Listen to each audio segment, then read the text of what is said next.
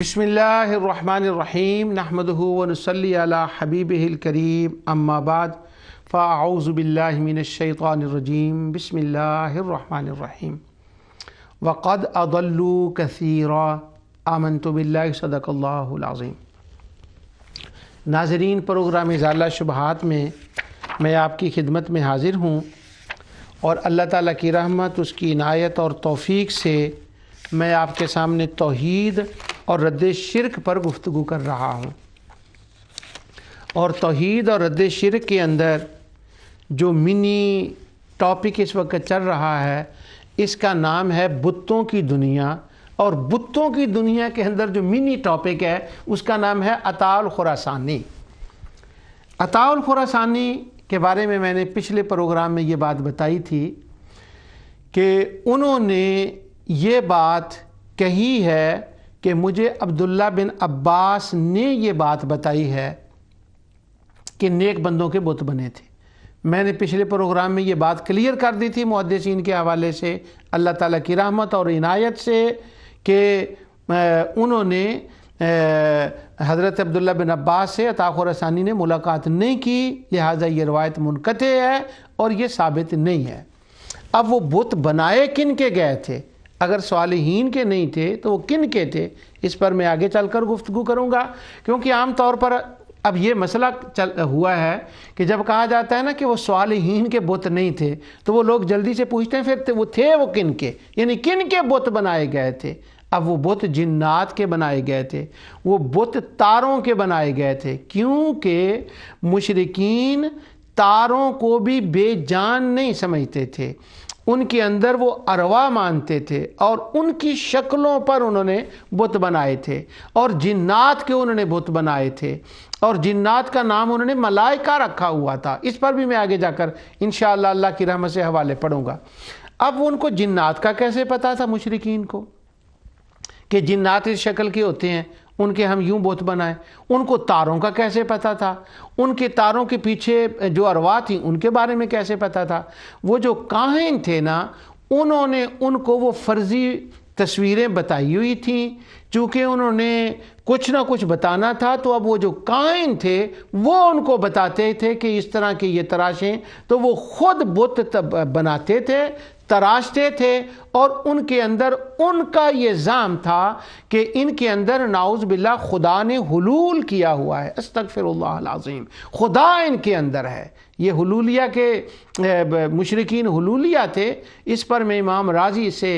امام فخر الدین رازی سے، حافظ ابن تیمیہ سے، یہ تمام حوالہ جات میں آگے جا کر پڑھوں گا، لیکن آج میں صرف اس سوال پر تھوڑا سا اشارہ دے رہا ہوں کہ اگر وہ بت نیک بندوں کے نہیں تھے تو کن کے تھے؟ وہ جنات کے تھے، وہ تاروں کے تھے۔ اور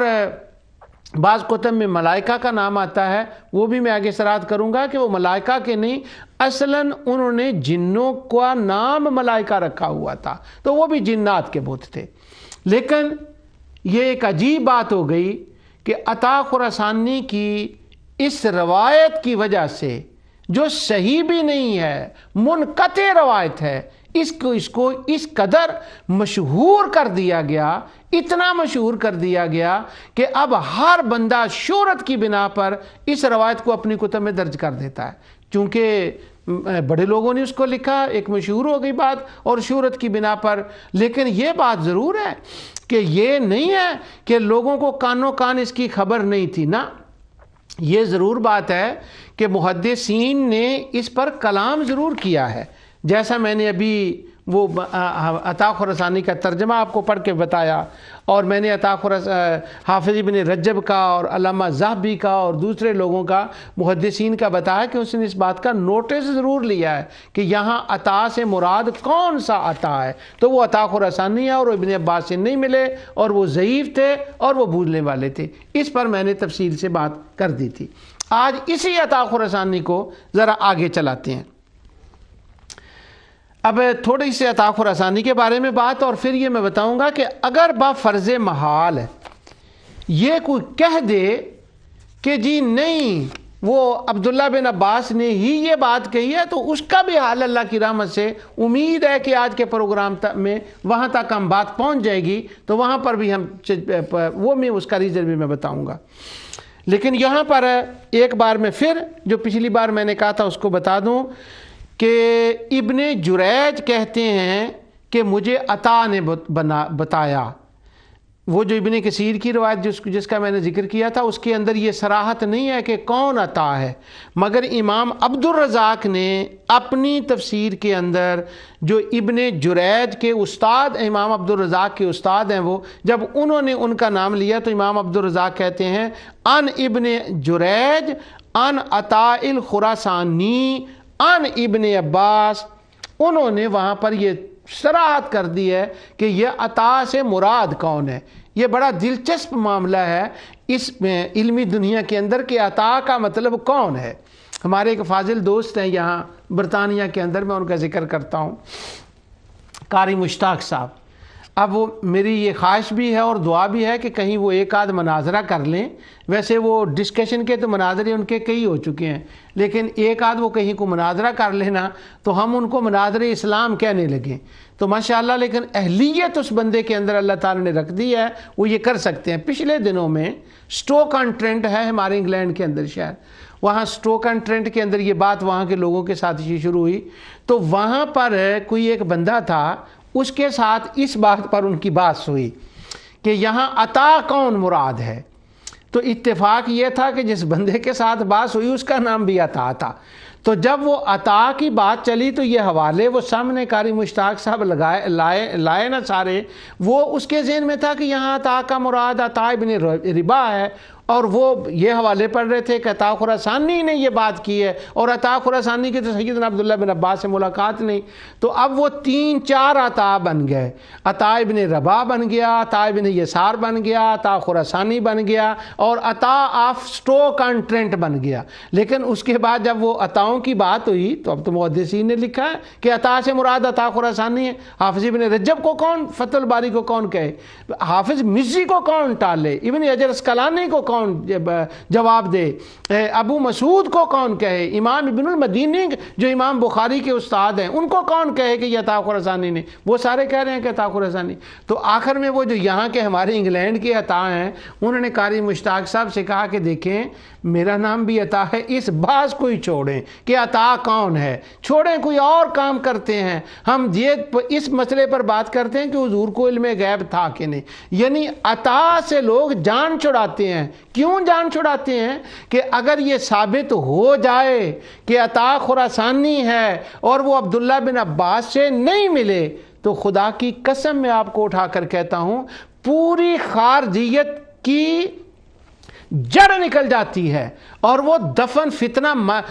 ختم نہیں ہوتا، ہمیشہ کے لیے دفن ہو جاتا ہے۔ بعض میرے فاضل دوست مجھ سے یہ بات کرتے ہیں اس مسئلے میں، مجھے کہتے ہیں کہ یہ عطا کا آپ نے کیوں اتنا کیا ہوا ہے، 5 بت بھی لکھوائے ہیں اور لوگوں کو بھی یہ بات ہے کون سا عطا ہے، اگر نہیں تو کیا ہوا؟ میں کہتا ہوں نہیں، قرآن کریم کے رستے کے اندر یہ بات فہم قرآن میں لوگوں نے حائل کر دی ہے۔ اللہ اپنے انبیاء اور اولیاء کی شان بیان کرتا ہے اور وہ فرماتا ہے الحمدللہ، تمام تعریفیں اللہ تعالیٰ کے لیے ہیں۔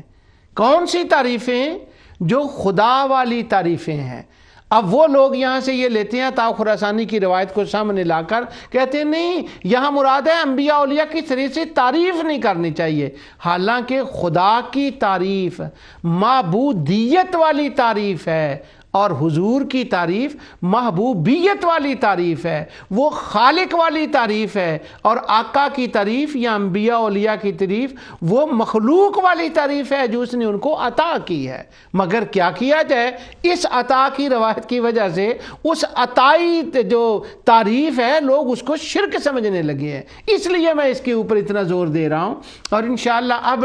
آگے بات چلے گی اور انشاءاللہ لوگ چلائیں گے اور اس مسئلے کو سمجھائیں گے کہ نیک بندوں کے بت نہیں بنے تھے، اور قرآن کے اندر جب غیر اللہ کا لفظ آتا ہے، جب الہ کا لفظ آتا ہے، جب من دون اللہ کا لفظ آتا ہے، تو وہاں مراد دشمنان خدا ہوتے ہیں جن کی عبادت کی جاتی تھی۔ ہاں، سیدنا عیسیٰ علیہ السلام کو قرآن میں من دون اللہ فرمایا گیا ہے، اتخذوا احبارهم و رہبانهم اربابا من دون اللہ فرمایا گیا ہے، لیکن وہاں پر مراد ذات کی ہے، اللہ تعالیٰ کی ذات کے سوا وہ من دون اللہ۔ اس پر میں نے بات کر دی ہے، وہ میں نے چونکہ جملہ بولا تھا تو میں نے چاہا کہ اس کی اصلاح کر دوں، کوئی اس کا غلط مطلب نہ لے۔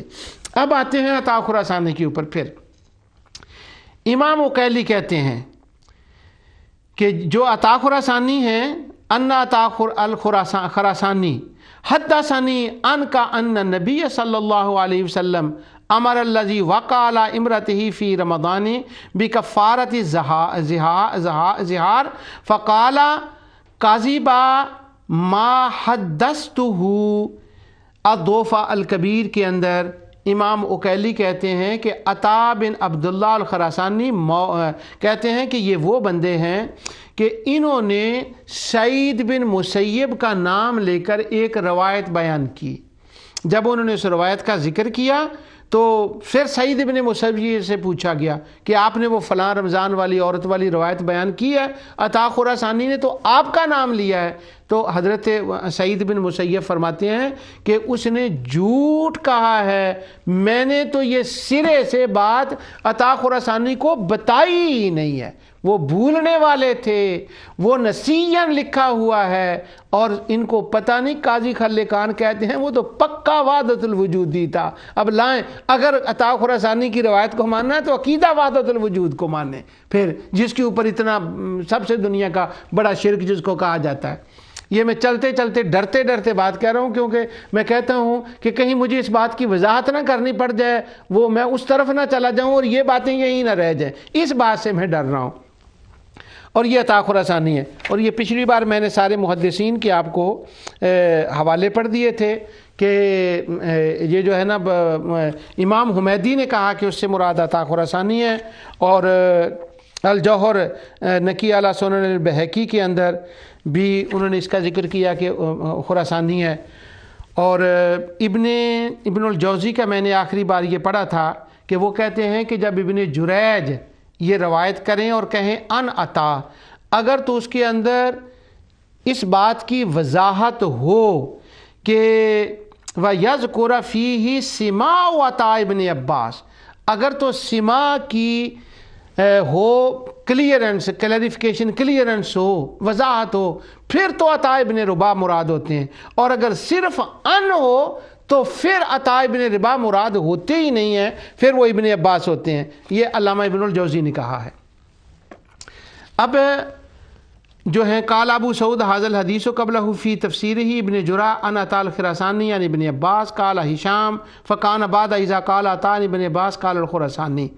انہوں نے امام ابو مسعود نے بھی کہا کہ یہاں سے وہی مراد ہے۔ علامہ ذہبی نے کاشف کے اندر جب عطا خراسانی کا ترجمہ ذکر کیا ہے، عطا خراسانی کا نام لکھا ہے، تو وہاں پر انہوں نے ایک علامت، اس کاشف کے مقدمے، ساری جرح و تعدیل کی کتابوں میں یہ ہوتا ہے، مقدمے کے اندر وہ ایک رموز ہوتے ہیں، اشارے ہوتے ہیں، ان کا ذکر کرتے ہیں، اور علامہ ذہبی نے بھی کیا۔ یہ میں خاص کسی وجہ سے کاشف کے حوالے کے اوپر بات کر رہا ہوں۔ تو اس کے اندر بگننگ میں وہ مقدمہ کے اندر رموز کے بارے میں کہتے ہیں، تو وہ کہتے ہیں والرموز فوق اسم الرجل خال البخاری میم للمسلم و دال ابی داود تا للترمذی سین للنسائی قاف لابن ماجہ۔ آگے کہتے ہیں فَإِنِ اتَّفَقُوا فَالرُّمْزُ عَيْن وَإِنِ اتَّفَقَ أَرْبَابُ السُّنَنُ الْأَرْبَعَ فَالرُّمْزُ 4۔ وہ کہتے ہیں اگر کہیں اس کتاب کے اندر میں خا کا سائن دوں، اس کا مطلب ہے اس سے بخاری نے روایت لی، اگر میم کا لکھوں سائن ہو تو مسلم نے لی، اگر کاف کا ہو تو ابن ماجہ نے لی، اور اگر کتب و ستہ جو ہیں سب نے اگر کسی سے روایت لی ہوں تو اس وقت میں عین کا لکھوں گا۔ تو جب عطا خراسانی کا علامہ ذہبی نے کاشف کے اندر ذکر کیا ہے تو انہوں نے عین کی علامت لگائی ہے۔ اس کا مطلب اہل علم جو ہے ان کے سامنے وہ بات آ گئی جو میں کہنا چاہتا ہوں۔ اب میں حافظ ابن حجر عسقلانی کی ایک بات میں آپ کے سامنے رکھتا ہوں کہ حافظ ابن حجر عسقلانی نے عطا خراسانی کا ذکر کیا ہے تہذیب التہذیب کے اندر، اور یہ تہذیب التہذیب ہمارے سارے فاضل دوست جانتے ہیں اس بات کو کہ یہ فتح الباری سے پہلے لکھی گئی ہے۔ اب جب فتح الباری سے پہلے تہذیب التہذیب لکھی گئی تو حافظ ابن حجر عسقلانی کے ذہن میں یہ بات تھی کہ یہاں ابن جریج نے جب یہ کہا ہے کہ عطا، تو وہ یہ سمجھتے تھے کہ عطا کا مطلب اس مقام پر عطا ابن ربا ہے، اور پھر اس پر انہوں نے اس کی کچھ وضاحت بھی کی کہ یہاں عطا الخراسانی مراد نہیں ہو سکتے، عطا ابن ربا ہی مراد ہوں گے۔ یہ بات انہوں نے تہذیب و تہذیب میں کہی۔ مگر جیسے انسان کی عمر بڑھتی ہے، اس کا تجربہ بڑھتا ہے، اس کا علم بڑھتا ہے، اس کی سوچ پروان چڑھتی ہے، تو حافظ ابن حجر نے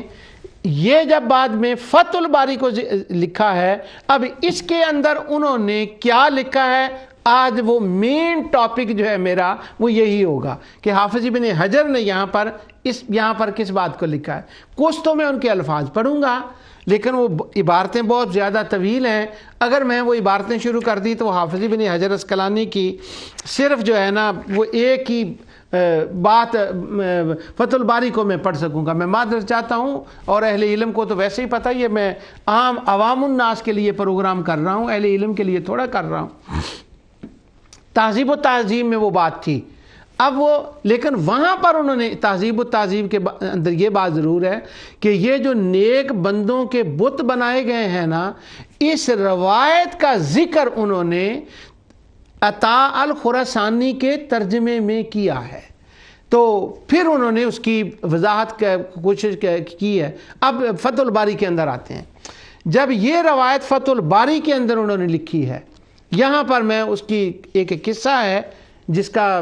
کافی دیر سے میں نے اشارہ بھی شاید کیا تھا اور میرے ذہن میں تھا کہ وہ میں قصہ آپ کو سناؤں۔ انہوں نے قصہ یہ لکھا کہ یہ عطا والے مسئلے میں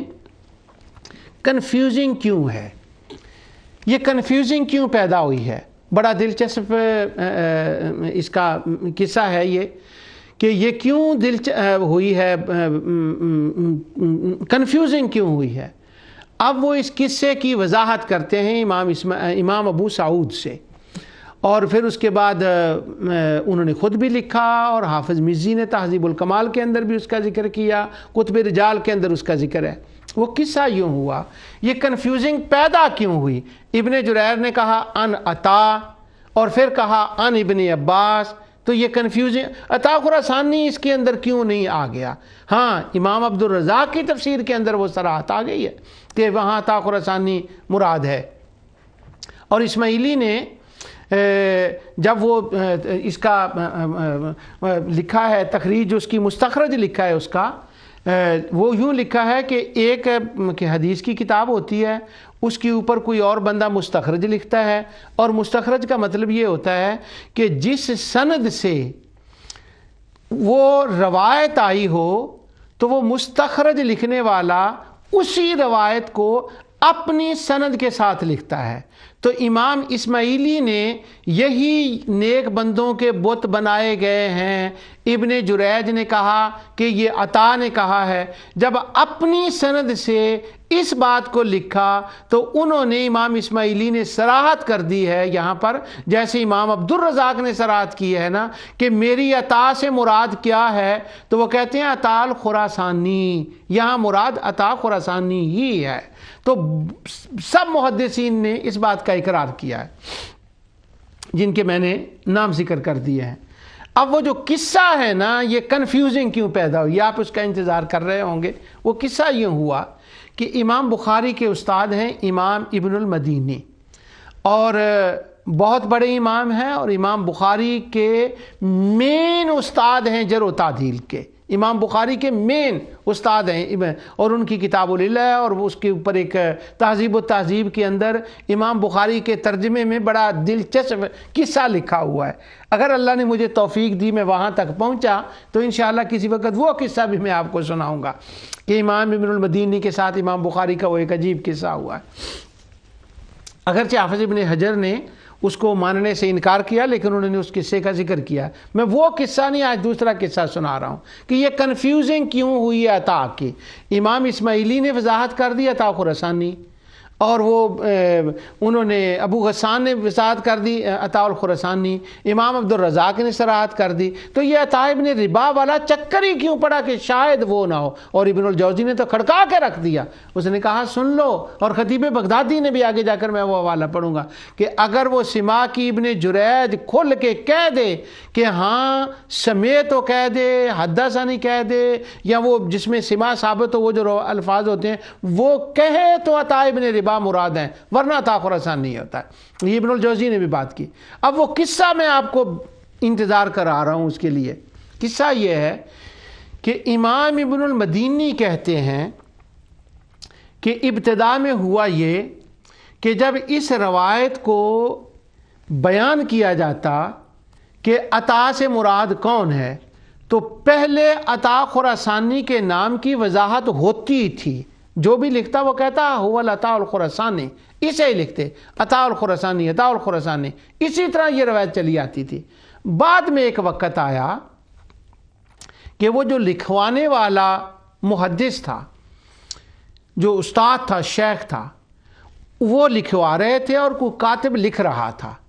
اب وہ جب وہ عطا ابن ربا کی اور عطا خراسانی کی بات آتی تو وہ ہر بار کہتے لکھو عطا الخراسانی، عطا خراسانی۔ تو وہ ہوا یہ کہ جب یہ روایت لکھی گئی تو وہ جو لکھنے والا کاتب تھا نا، اس نے اتنی بار عطا الخراسانی، اطلاعات الخراسانی، عطا الخراسانی اتنی بار لکھا کہ وہ اک گیا، جس کو کہتے ہیں تھک گیا۔ اگر بندہ تھک بھی تو جاتا ہے نا، تو اس نے اس روایت کو بیان کرتے ہوئے تھے عطا خراسانی ہی، مگر کیا ہوا کہ اس نے تھکاوٹ کی وجہ سے، یہ میں نہیں کہہ رہا، یہ تمام محدثین یہ کہہ رہے ہیں، انہوں نے یہ قصہ لکھا۔ فتح الباری کے اندر ابن حجر اسقلانی نے اس قصے کو لکھا، تہذیب الکمال کے اندر حافظ مزی نے اس کو لکھا، یہ محدثین اس قصے کو بیان کر رہے ہیں۔ تو وہ تھک گیا،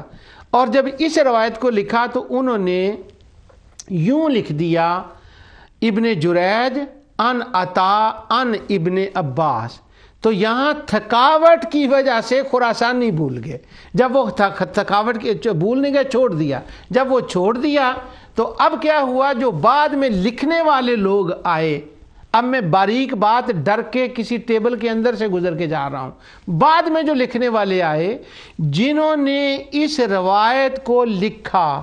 اور دھیان نہ دیا کہ یہاں تو کاتب بھولا تھکا ہوا تھا، اور اس نے تھکاوٹ کی وجہ سے الخراسانی ساتھ نہیں لکھا، تو انسان ہوتا ہے۔ تو وہ جو بعد میں لوگ آئے، اب میری اہل علم بات جان گئے ہوں گے اگر کوئی سن رہا ہو، کہ وہ بعد میں آنے والے لوگ یہاں کچھ بات ایک بندہ کہہ لیں جو مین بندہ تھا، وہ کنفیوز ہو گئے، بڑے امام تھے وہ، اور وہ کنفیوز ہو گئے۔ کنفیوز کیوں؟ کاتب نے تھکاوٹ کی وجہ سے الخراسانی چھوڑا، تو ابن جریج ان عطا لکھا، تو صرف عطا کی وجہ سے ان کو وہم ہو گیا۔ جب ان کو وہم ہو گیا، انہوں نے اس کو سمجھا کہ یہ عطا ابن ربا ہے، حالانکہ عطا ابن ربا نہیں تھا، وہ تو کاتب کی تھکاوٹ تھی وہاں پر۔ اب دیکھیں تھکا ہوا بندہ کتنا کام خراب کر دیتا ہے۔ اگر وہ کاتب نہ تھکتا اور وہ الخراسانی نہ چھوڑتا، آج یہ مجھے ٹی وی پہ نہ پروگرام کرنا پڑتا، نہ ان تمام محدثین ابن الجوزی کو، عینی کو، ابن حجر اسقلانی کو، اسماعیلی کو، اور ابو مسعود کو، ابن الجوزی کو، حافظ مزی کو، کسی کو یہ صفحات نہ لکھنے پڑتے۔ ایک تھکاوٹ کیا کیا کر گئی ہے۔ اس لیے جب کام کیا کرو تو تھکاوٹ میں نہ کیا کرو، فرش ہو کے کام کیا کرو۔ دیکھیں کیا مسئلہ پڑ گیا ہے کہ تھکاوٹ کی وجہ سے۔ اور امام ابن المدینی کہتے ہیں تھکاوٹ کی وجہ سے خراسانی چھوٹ گیا عطا کے ساتھ، تو بعد والے بندے نے اسے عطا خراسانی کی بجائے عطا ابن ربا سمجھ لیا، اسے وہم ہو گیا۔ آخر یار بندہ انسان ہے نا، وہم ہو ہی جاتا ہے نا، کہ کسی کو بھی ہو سکتا ہے۔ لیکن ہمارے دوست کیا کہتے ہیں؟ وہ کہتے ہیں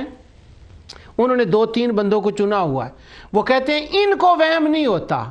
یہ خطا نہیں کر سکتے۔ وہ کہتے ہیں صحابہ خطا کریں تو کریں، امام ابو حنیفہ کی خطاؤں کی تو لائن لگا دیتے ہیں ہمارے شبہ ڈالنے والے دوست، یہ جو اس روایت کو اٹھاتے ہیں، کہتے ہیں امام ابو حنیفہ نے اتنی کی، دیکھو ابن ابی شیبہ نے فلاں لکھا، فلاں نے لکھا، وہ یہ کیا، ان کی خطائیں کی تو لائنیں لگائیں ہیں۔ ہاں کہتے ہیں کہ لائنیں ہیں۔ اور امام مالک کی خطائیں ہو سکتی ہیں لائنیں، امام شافعی کی ہو سکتی ہیں، امام احمد بن حنبل کی ہو سکتی ہیں، تابعین کی ہو سکتی ہیں۔ اگر نہیں ہو سکتی خطا کسی سے تو وہ 2-3 بندے ہیں جن سے خطا نہیں ہو سکتی۔ تو وہ پہلے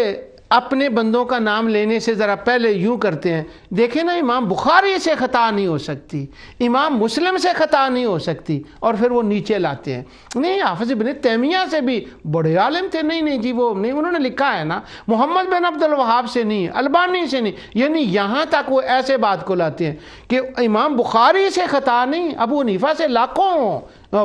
تک، نعوذ باللہ، لاکھوں ویسے کسی نے لکھا نہیں، میں کہہ رہا ہوں یعنی دل نہیں بھرتا، خطا، لیکن یہاں نہ یہ نہیں کر سکتے۔ اب حافظ امام ابن المدینی کہتے ہیں کہ حافظ ابن حجر لکھ رہے ہیں کہ بعد والوں کو خطا ہو گئی، انہوں نے ابن جریج سے اوپر عطا خراسانی سمجھ لیا اور بس یہ ہو گیا، اس کی وجہ سے غلطی ہو گئی۔ ورنہ بت جو بنے ہیں یہ تاروں کے بنے ہیں، یہ بت جنات کے بنے ہیں، اور جو فرضی ارواح تھی ان کے بنے ہیں، صالحین کے بت نہیں بنے۔ وہ جس روایت میں آتا ہے نا وہاں وہ عطا خراسانی مراد ہے، اور وہ عبداللہ بن عباس سے لم یسمع من ابن عباس، کبھی نہیں انہوں نے سنا ابن عباس سے کوئی بات،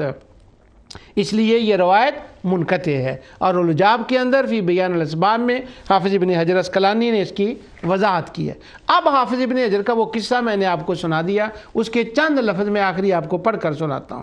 وہ کہتے ہیں کہ انہ من روایت عطا ابن ربا و اما الخراسانی، وہ کہتے ہیں کہ یہاں ایک مسئلہ ہے کہ یہاں کون سا ہے عطا مراد، اس پر وہ بحث کرتے ہوئے پھر اس بات پر آتے ہیں، کہتے ہیں کہ یہ بھی ہو سکتا ہے کہ جس عالم یا امام نے ابن جریج ان عطا ان ابن ربا لکھا ہو سکتا ہے کہ اس نے ابن ربا سے بھی سنا اور ہو سکتا ہے اس نے عطا خراسانی سے بھی سنا ہو۔ وہ کہتے ہیں ہو سکتا ہے، یہ بات انہوں نے کہی، ہو سکتا ہے۔ اب میں یہاں پر اگر تبصرہ کروں تو میں کہوں ہو سکتا ہے انہوں نے صرف عطا خراسانی سے ہی ابن جریج نے سنا ہو، ابن ربا سے نہ سنا ہو سکتا تو کچھ بھی ہو۔ لیکن آخر وہ حافظ ابن حجر نے یہاں پر آگے جو الفاظ ہیں انہی کے لیے یہ میں ساری تمہید باندھ رہا ہوں، آگے انہوں نے کہا ہے کہ یہ احتمال ہے، فَيَحْتَمِلُ ممکن ہے کہ یہ ہو۔ آگے اس کو کہتے ہیں وَاللَّهُ عَالَمُ، اللہ بہتر جانتا ہے، اور آگے کہتے ہیں فَهَذَا جَوَابٌ اِقْنَاعِيٌّ، یہ کہتے ہیں کہ یہ چل چلاؤ والا جواب میں دے رہا ہوں، گزارا کرنے والا، چلو ٹھیک ہے، دل بہلانے کے لیے یہ کہہ دیں کہ ممکن ہے کہ جس بندے نے، جس امام نے یہ لکھا ہے نا ابن جریج نے عطا سے سنا، ہو سکتا ہے کہ اس نے ابن ابی ربا سے سنا ہو، لیکن وہ صاحب کہہ رہے ہیں اللہ جانتا ہے، فہذا جواب اقناعیون، یہ چل چلاؤ والا، گزارے والا، وقت ٹالنے والا جواب ہے۔ اور اصل کیا ہے؟ وہ کہتے ہیں وَهَذَا عِنْدِي مِنَ الْمَوَادِ الْعَقِیمَاتِ عَنِ الْجَوَابِ السَّدِيدِ، کہتے ہیں یہ ان مشکل مقامات میں سے ہے۔ عقیمہ کیا کہتے ہیں؟ یعنی جس سے کوئی وہ اولاد کی امید نہ ہو ہی نہ سکے، تو کہتے ہیں یہ ان مشکل مقامات میں سے ہے جن کے لیے چل چلاؤ والا جواب تو کوئی دیا جا سکتا ہے مگر پکا ٹھکا جواب نہیں ہے۔ تو اگر جواب نہیں ہے تو معنی کیا بنا؟ اس روایت کا راوی عطا ابن ربا نہیں ہے، اس کا راوی عطا الخراسانی ہی ہے۔ اور آگے کہتے ہیں یہ جو میں جواب دے رہا ہوں، اگر اس مصنف نے جس نے عطا خراسانی کی بجائے عطا ابن ربا کا میں فرض کر رہا ہوں، اگر اس نے عطا خراسانی سے لی روایت تو کیا ہوا؟ آگے کہتے ہیں ولا بدّا للجوادی من قبوۃ، کہتے ہیں تم نے دیکھا نہیں کہ آخر تیراک ہی تو ڈوبتے ہیں، وہ جو گھوڑا بھاگنے والا زبردست ہوتا ہے وہ اس کو ہی ٹھیڑا لگتا ہے نا، اور جو سوار ہوتا ہے وہی گرتا ہے نا۔ تو اگر ایک بندہ سارے صحیح راویوں سے روایت لے رہا ہے، اگر اس نے عطا ابن ربا کی بجائے عطا خراسانی سے لی تو کیا ہو گیا؟ ہم بھی کہتے ہیں کچھ نہیں ہوا، لے لی، لیکن ہم یہ کہتے ہیں کہ عطا خراسانی سے روایت لی ہے اور یہاں پر وہ گرے ہیں، تو جب وہ گرے ہیں تو اب وہ روایت صحیح نہیں ہے، منقطع ہے، اس لیے یہاں پر یہ ثابت نہیں ہوگا کہ نیک بندوں کے بت بنائے گئے۔ آگے وہ کہتے ہیں واللہ المستعان،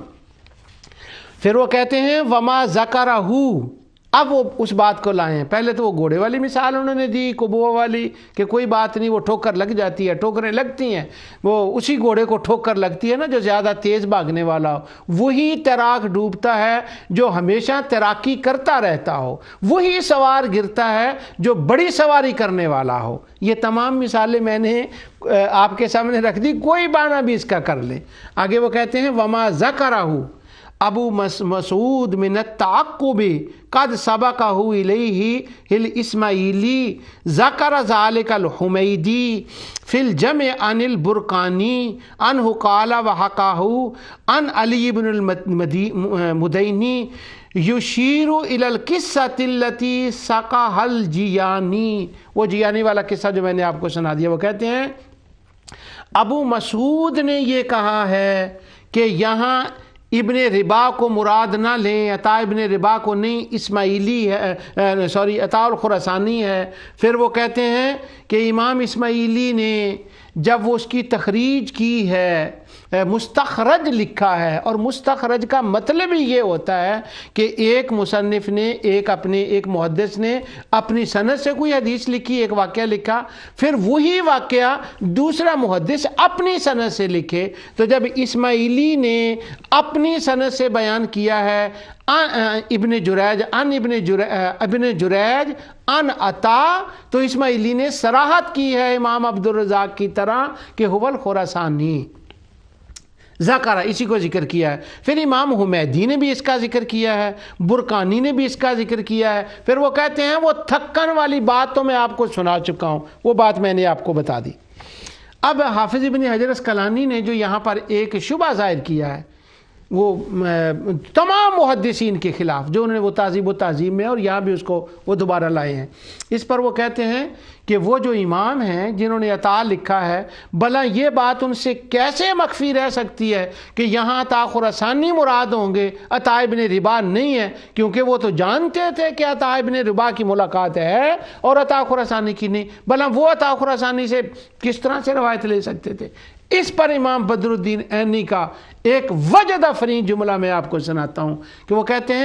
ہیں کہ کیسے ان سے یہ بات مخفی رہ سکتی تھی۔ تو وہ آگے فرماتے ہیں امام بدر الدین عینی اسی روایت کی شرح میں کہتے ہیں قلت فیہ نظر واہ لا یخفی لأن تشددہ فی شرط الاتصال لا یلتزم عدم الخفاء علیہ۔ آگے کہتے ہیں فسبحان من لا یخفی علیہ، وہ کہتے ہیں کہ یہ جو انہوں نے کہا کہ ان کی آنکھیں سے یہ کیسے اوجھل رہ سکتا ہے، کیسے مخفی رہ سکتا تھا، وہ ہر ایک سے مخفی رہ جاتا ہے، یہ صرف اسی سبحان کی شان ہے جس سے کائنات کی کوئی چیز مخفی نہیں رہتی۔ تم نے ان کو خدا بنانا ہے کہ ان سے کوئی چیز مخفی نہیں رہ سکتی۔ واہ فسبحان من لا یخفی علیہ شیء، وہ اللہ کی ذات ہے جس سے کوئی چیز مخفی نہیں ہے۔ تو یہاں مخفی رہ گیا، یہاں مراد وہی تھے۔ حدیث ساری کے مقدمہ میں بھی حافظ ابن حجر نے یہ بات کی ہے۔ اور اگر اب میں دوسری بات پہ آتا ہوں، اگر ہم یہ مان لیں عطا خراسانی سے روایت کا راوی نہیں، چلو جی عطا ابن ربا ہی ہے، اگر ابن عطا ابن ربا کو بھی ڈھال لے تو کچھ بات نہیں. اگر عطا ابن ربا نے حضرت عبداللہ بن عباس سے سنا ہے تو پھر یہاں ایک اگلا سوال ہوگا کہ یہ تو ہزاروں سال پہلے کی بات ہے آقا عبداللہ بن عباس سے. تو جب وہ ہزاروں سال پہلے کی بات ہے تو جو قوم آقا دو جہاں صلی اللہ علیہ وسلم کے لیے لفظ علم غیب کا آپ پر اطلاق کیا جائے تو وہ کہتے ہیں شرک ہو گیا. پھر وہ کہتے ہیں کہ جب وہ پتہ چل گیا تو غیب نہیں رہتا, وہ اللہ نے بتایا ہر بات میں. اللہ یہ بھلا یہ کون کہتا کہ اللہ کے بتانے کے بغیر ان کو پتہ ہے؟ جب حضور نبی کریم صلی اللہ علیہ وسلم کو اللہ کے بتانے کے بغیر کسی ذرہ کا علم نہیں ہو سکتا تو شاباش ہے اور صدقے جائیں. آج عبداللہ بن عباس کے لیے مان رہے ہیں کہ وہ جب روایت کرتے ہیں نا کہ عطا نے کہا مجھے عبداللہ بن عباس نے بتایا, تو عبداللہ بن عباس نے یہاں پر ان ابن عباس و سند یہیں ختم ہو گئی. اب عبداللہ بن عباس یہ نہیں فرما رہے, اگر عبداللہ بن عباس نے کہا با فرض محال, یہ میں کہہ رہا ہوں, میں نے 2 پروگرام لگائے اس کے اوپر, 5 بت کتاب پڑھیں, یہ مقالے پڑھیں, علامہ سعیدی صاحب کی نعم الباری پڑھیں, یہ 5 بت کتاب پڑھیں, اور اگر کسی کو چاہیے تو یہ مجھے ای میل کرے, میں یہ سارا چیزیں آپ کو بھیج دوں اللہ کی رحمت اور اس کی عنایت سے, پھر کوئی بات کرے. علامہ سعیدی صاحب کو دیکھیں تو یہاں پر وہ انہوں نے وضاحت نہیں کی کہ مجھے حضور نے بتایا. تو اب عبداللہ بن عباس کو عالم الغیب کب سے مان لیا؟ ان کو کیسے پتہ چل گیا کہ یہ نبی کریم صلی اللہ علیہ وسلم کے بتائے بغیر, اللہ کے بتائے بغیر, عبداللہ بن عباس کو کیسے پتہ چل گیا کہ جی وہ نیک بندوں کے بت بنائے گئے تھے؟ وہ ہزاروں سال پہلے کی بات عبداللہ بن عباس کو کیسے پتہ چل گئی؟ کیونکہ یہ مرفوع نہیں ہے. ایک وہ دوبارہ میں نے کہا اسی پروگرام میں یا پچھلے پروگرام میں نے وہ بات قاری مشتاق صاحب کی ایک بتائی تھی, علامہ قاری مشتاق صاحب کی, جب ان کی وہ بات ہو رہی تھی نا سٹوک اینڈ ٹرینٹ میں, شاید میں نے پچھلے پروگرام میں یا آج کے پروگرام میں بھی میں نے بات کی, وہ رہی تھی. تو وہاں پر وہ جو دوسرے بندہ تھا نا, اس کو انہوں نے یہ سوال کیا کہ عبداللہ بن عباس کو یہ کیسے پتہ چل گیا, ان کو کیسے علم ہوا کہ یہ نیک بندوں کے بت بنائے گئے تھے؟ نہ خدا نے بتایا نہ رسول نے, ان کو کیسے بتایا؟ تو آگے سے اس بندے نے ایک جواب دیا. وہ قاری مشتاق صاحب سے کہتا ہے یہ تو 5 سال کے بچے کو بھی پتا ہے کہ جب صحابی کوئی بات کرے نا تو وہ لازماً اس نے رسول اللہ صلی اللہ علیہ وسلم سے سنی ہوتی ہے. حالانکہ ان لوگوں کے نزدیک قول صحابی اور فعل صحابی سرے سے حجت ہی نہیں ہوتا, اس کو وہ مانتے ہی نہیں ہیں. اب اس بات کو میں پہلے قاضی شوکانی کہتے ہیں کتاب الصلاۃ کے اندر فلا حجتا فعل صحابی, صحابی کی کوئی فعل حجت نہیں ہے. اور سلیمان بن سمحان نے کشف شبہتین کہتے ہیں وفعل الصحاب الواحد لیس بحجت عند اہل الحدیث ونحوہم. حافظ ابن تیمیہ قاعدہ جلیلہ میں کہتے ہیں فَإِذَا فَعَلَ الصِّحَابِي فِعْلًا لَمْ يَشْرَعْهُ الرسول اللہ صلی اللہ علیہ وسلم لا يُقَالُ إِنَّهُ سُنَّةٌ مُسْتَحَبَّةٌ. صحابی کے تو کوئی ویلیو ہی نہیں ہے. ایک طرف یہ ہے, اور اب جب یہ اس بات پر آئے نا کہ عبداللہ بن عباس کو کیسے پتہ چلا, ایک طرف حافظ ابن تیمیہ, شیخ سلیمان, قاضی شوکانی اور شیخ حسین, سب وہ میں نام نہیں لے سکتا سب کے, وہ سب کہہ رہے ہیں فعل صحابی حجت نہیں. اور یہاں کہتے ہیں 5 سال کا بچہ جانتا ہے کہ اگر صحابی کو بات کہہ دے تو وہ مرفوع ہی ہوتی ہے. اللہ اکبر. یہ ٹیکنیکل باتیں میں معذرت چاہتا ہوں عام ناظرین سے. امام حاکم نیشاپوری نے ایک بات کہی ہے اور اس کے بعد اور لوگوں نے اس کو نقل کیا اصول حدیث کے اندر, وہ میں آپ کو بتا دیتا ہوں. وہ کہتے ہیں فَإِنَّ صحابی الَّذِي شَاهِدَ الْوَحْيِ وَالتَّنزِيلَ فَأَخْبَرَهَا عن آیة من القرآن أنها نزلت فيها كذا وكذا فإنه حدیث مسند. وہ کہتے ہیں کہ اگر صحابی اگر وحی یا نزول وحی کے وقت موجود ہو اور کسی آیت کے بارے میں خبر دے کہ یہ اس طرح سے ہے تو یہ حدیث مسند ہے. یعنی یہ نہیں کہ جو بھی کہا وہ مسند ہی ہوگا, نہیں, نزول قرآن کے بارے میں ان کی اپنی انوالومنٹ ہو یا وہاں وہ موجود ہوں. یہ بات حاکم نے کہی، خطیب بغدادی نے یہ کہی، الجامع الاخلاق الراوی کے اندر انہوں نے کہی ہے، ابن صلاح نے کہی ہے، انواع علوم الحدیث کے اندر وہی بات انہوں نے کہی ہے، اور اس کے بعد علامہ نووی نے تقریب میں یہ بات کہی ہے، محمد ابراہیم نے بھی یہی بات کی ہے، اور النکت کے اندر بدر الدین ابو عبداللہ محمد بن جمال الدین نے یہی بات کہی ہے، حافظ ابن حجر اسقلانی نے النکت کے اندر یہ بات کہی ہے، والحق انہ ضابطہ یفسرہ الصحابی رضی اللہ ان کان مما لا مجال للاجتہاد ولا منقولا عن لسان العرب فحکمہ الرفع والا فلا۔ تو شیخ حسین نے بھی آگے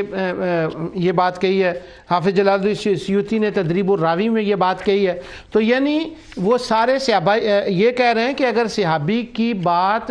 حکم مرفوع میں کب ہوتی ہے، یہ اس وقت ہوتی ہے، ایک حوالہ میں اور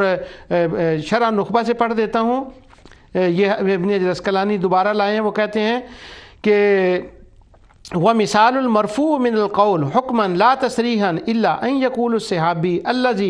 لم يؤخذ عن الاسرائيليات ما لا مجال للاجتهال ولا له تعلق ببيانه لغة او شرع غريب كالاخبار عن الامور الماضيه من بدء الخلق واخبار الانبياء كالملاحم والفتن وحلال يوم القيامة وكذلك الأخبار أما يحصل بفعله ثواب مخصوص أو عقاب مخصوص۔ اس کا مطلب یہ ہے کہ اگر صحابی کوئی ایسی بات کہے جس کا قیامت کی علامات سے تعلق ہو، ثواب کی بات ہو، اور وہ صرف فرما دیں کہ اس کا یہ ثواب ہے، تو وہ حکم مرفوع میں ہوگی۔ اور اگر کوئی تاریخی بات کریں یا عرب کے ادب کی یا لغت کی بات کریں تو وہ اس وقت ہمہ وقت حکم مرفوع نہیں ہوگی، وہ اسرائیلیات سے ہو سکتی ہے کہ تفسیر کے لیے کسی صحابی نے اسرائیلی روایت بیان کی ہو۔ اب یہ جو نیک بندوں کے بت بتائے جانے والی بات ہے، اگر با فرض محال، اگر میں کہہ رہا ہوں اگر اس کی سند عبداللہ بن عباس رضی اللہ تعالی عنہ تک پہنچ جائے تو ہم اس کے بارے میں یہ کہیں گے کہ یہ ممکن ہے کہ یہ اسرائیلی روایت ہو، اور جب اسرائیلی روایت ہو تو پھر اس کے بارے میں ہم وہ اس بات کو جو ہے نا وہ نہیں لیں گے کہ یہ حکم مرفوع کے اندر آتی ہے، نہیں، پھر وہ بات اس کا مطلب اور ہو جائے گا۔ اب یہاں پر اسرائیلی روایات جو ہیں اس کے بارے میں 2-3 حوالے آپ کو بتا دوں، یہ بہت زیادہ تفصیل سے میں نے لکھا ہو، یہ پروگرام کے اندر ساری باتیں ہونے والی نہیں ہیں۔ اگر عبداللہ بن عباس نے یہ بات فرمائی ہو اور یہ تاریخ کے اعتبار سے ہو تو ممکن ہے یہ اسرائیلی روایت ہو، اور کیا تفسیر کے لیے، تاریخ کے لیے اسرائیلی روایات صحابہ کرتے تھے، اور خاص کر کے عبداللہ بن عباس۔ یہ میں بفرض محال کہہ رہا ہوں، کیونکہ ابن جریج نے کہا ہے عطا، اور وہ ہے عطا اور خراسانی، اور اگر عطا ابن ربا ہی مراد ہوں اور ابن عباس ہی مراد ہوں تو پھر ہم اس کی یہ کہیں گے کہ یہ ممکن ہے اسرائیلی روایات سے ہو، کیونکہ یہ حدیث مرفوع نہیں ہے۔ تو کیا عبداللہ بن عباس اسرائیلی روایات کیا کرتے تھے؟ تو اب اس کے لیے بڑی تفصیل ہے، یہ بڑے حوالہ جات ہیں۔ ہاں، حافظ ابن حجر اسقلانی، ان کی کتاب ہے نزہۃ السامعین فی روایت الصحابہ عن التابعین،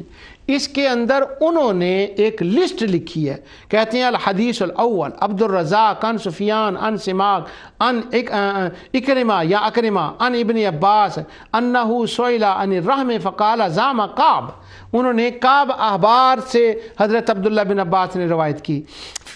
پھر اور وہ دوسری روایت لائے ہیں، اسی یہ لائن لگائی ہے نزہۃ السامعین کے اندر حافظ ابن حجر نے کہ وہ روایتیں تفسیر کے لیے یا تاریخ کے لیے اسرائیلیات سے لیا کرتے تھے، یہ تو اسرائیلی روایت ہو گئی۔ اب الاتقان کے اندر حافظ جلال الدین سیوطی کہتے ہیں کہ ہاں یہ روایت طبقات المفسرین 980 کے اندر تفسیر الصحابہ میں بات کرتے ہیں، تو وہ کہتے ہیں کہ وہ جو قصہ خضر والا قصہ ہے اور حضرت ابراہیم والا قصہ ہے، اس قصے کے اندر وہ بیان کرتے ہیں کہ حضرت عبداللہ بن عباس نے وہ روایات جو ہیں وہ لی ہیں اور وہ مرفوع نہیں ہیں۔ اور میں حافظ سلجوطی کے الفاظ پڑھ کے بتاتا ہوں، وہ کہتے ہیں کہ حفاظ نے یہ کہا ہے کہ وہ فلاں فلاں روایت جو عبداللہ بن عباس کی ہے وہ اسرائیلیات سے ہے، من کلام ابن عباس، وَأَنَّ الْمَرْفُوعَ مِنْ قَلِيلٌ سَرَّحَ بِعَزْوِهِ إِلَى النَّبِيِّ صلی اللہ علیہ وسلم، وقال ابن کثیر وَكَأَنَّ ابن عباس تلقاہ من الاسرائیلیات، وہ فلاں فلاں روایت اسرائیلیات سے ہے۔ حافظ ابن کثیر وَلَقَدْ فَتَنَّا سُلَيْمَانَ وَأَلْقَيْنَا عَلَىٰ كُرْسِيِّهِ جَسَدًا ثُمَّ أَنَابَ، اس آیت کی تفسیر میں کہتے ہیں کہ ایک روایت ہے اسنادہ علی ابن عباس قوی ولکن الظاہر انہ انما تلقاہ ابن عباس ان صح عنہ من اہل الکتاب، ہاں فلاں روایت جو ہے اس کی سند صحیح ہے ابن عباس تک، مگر وہ کتاب وہ روایت حضرت عبداللہ بن عباس نے تاریخی طور پر اہل کتاب سے لی ہے۔ اور پھر وہ اس کے بارے میں پھر وہ دوسری ایک روایت لائے ہیں، کہتے ہیں کہ فلاں ایک روایت ہے، وہ کہتے ہیں وَكَأَنَّهُ تَلَقَّى ابن عباس رضی اللہ عنہ مما ابیہا نقلہ من الاسرائیلیات عن کعب عبار، فلاں فلاں روایت عبداللہ بن عباس کی ہے وہ اسرائیلیات سے ہے۔ اور پھر وہ کہتے ہیں وَسَمِعْتُ شیخنا الحافظ ابا الحجاج المزی یقول ذلك ایضا، جو ہمارے شیخ ابن مزی تھے وہ یہی کہتے تھے کہ کچھ روایتیں ایسی ہیں جن کی سند پکی ہے، قوی ہے، اسنادہ قوی عبداللہ بن عباس تک جاتی ہے، مگر وہ روایتیں اسرائیلی ہیں۔ اسی طرح حضرت شعیب علیہ السلام کے بارے میں ایک روایت میں سلسلۃ الضعیفہ کے اندر ناصر الدین البانی کہتے ہیں سن لو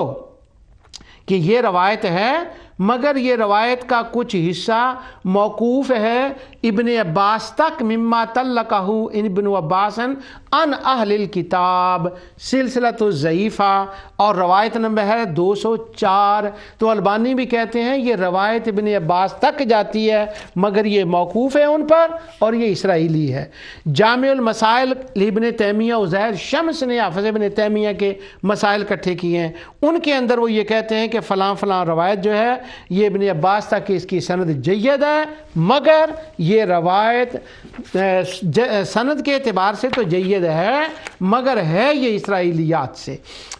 حسن المطالب فی حدیث المختلف المراتب، محمد بن درویش کہتے ہیں کہ یہ قول ابن عباس اخذ من الاسرائیلیات ولم یثبت، حضور سے یہ ثابت نہیں، یہ عبداللہ بن عباس کی وہ تاریخی روایت ہے جس کو انہوں نے اسرائیلیات سے روایت کیا ہے۔ اب اسرائیلیات سے تاریخی طور پر اس کا بیان کرنا حضرت عبداللہ بن عباس رضی اللہ تعالیٰ عنہ سے یہ ثابت ہے۔ تو اب ہم یوں کہیں گے کہ اگر یہ عطا ابن ربا بھی اس کے راوی ہوں اور اس کی سند قوی بھی ہو، پکی ٹھکی جید سند ہو اور عبداللہ بن عباس تک پہنچ جائے، تو انہوں نے آقا دو عالم دو جہاں صلی اللہ علیہ وسلم سے سننے کی صراحت نہیں فرمائی، اس لیے یہ روایت اسرائیلی روایت ہوگی جس کے اندر یہ کہا گیا کہ نیک بندوں کے بت بنائے گئے ہیں۔ یہ تب ہے اگر اس کی سند وہاں تک پہنچ جائے۔ اب ایک حوالہ میں نے اپنے کسی خاص دوستوں کے لیے یہ بیان کرنا ہے، یہ کتاب ہے میرے سامنے، اور کیا حضرت عبداللہ بن عباس رضی اللہ عنہ کی الفتاویٰ الرضویہ شریف، یہ فتاویٰ رضویہ شریف کی 28 جلد ہے، اس کے اندر ایک رسالہ ہے امام اہل سنت کا، اور رسالے کا نام ہے شمائم الانبر فی ادب الندائے امام المنبر۔ اس کے اندر اعلیٰ حضرت فاضل بریلوی رحمۃ اللہ تعالی نے امام اہل سنت نے ایک یہ کہ وہ اذان کہیں ہونا چاہیے، اس پر بڑی علمی محققانہ تحقیقی بات فرمائی ہے، اور اس کے اندر کمال دلائل دیے ہیں آپ نے نفس مسئلہ کے اوپر۔ اس کے مسئلہ نمبر 7 کے اندر اعلیٰ حضرت فاضل بریلوی رضی اللہ تعالیٰ فرماتے ہیں کہ 7ویں بات یہ ہے کہ وہ فرماتے ہیں کہ یہ جو ہے لِأَنَّ روایت قیامہ علیہ الصلوۃ والسلام حین الاذان علی المقام روایت اسرائیلیات، یہ جو فلاں روایت ہے نا وہ روایت ہے اسرائیلی، کما رأیت و سیدنا ابن عباس رضی اللہ عنہما کان یأخذ عنہم کما ہونا و روا ابن ابی حاتم، اور فلاں فلاں، وہ فرماتے ہیں کہ یہ جو ہے نا وہ روایت یہ اسرائیلی ہے، اور سیدنا عبداللہ بن عباس رضی اللہ عنہ اسرائیلیوں سے تاریخ کے معاملے میں روایت قبول کر لیا کرتے تھے یہ جناب۔ اور اس کے بعد مولانا مودودی نے سیدنا شعیب علیہ السلام کے بارے میں واقعہ لکھا کہ موسیٰ علیہ السلام جب وہاں پر گئے اور پھر وہاں پر جانے کے بعد وہ ملتے ہیں، اور وہ بکریوں والا واقعہ جو سورہ قصص کے اندر وہ لکھتے ہیں کہ یہ عبداللہ بن عباس کی روایت ہے کہ وہاں شعیب علیہ السلام سے ملاقات ہوئی، تو وہ کہتے ہیں امام طبری نے، حافظ ابن کثیر نے، یہ تمام لوگوں نے، محدثین نے اس پہ لکھا ہے کہ یہ روایت اس مقام پر جو عبداللہ بن عباس سے ہے یہ روایت اسرائیلی ہے، اور حضرت اسرائیلی روایت تفسیر اور تاریخ کے لیے قبول کر لیا کرتے تھے۔ اب میں نے 2 پروگرام عطا الخراسانی پہ کیے ہیں۔ پہلی بات یہ ہے کہ اس روایت کے اندر جو عطا ابن جرا اور ان عطا آتا ہے،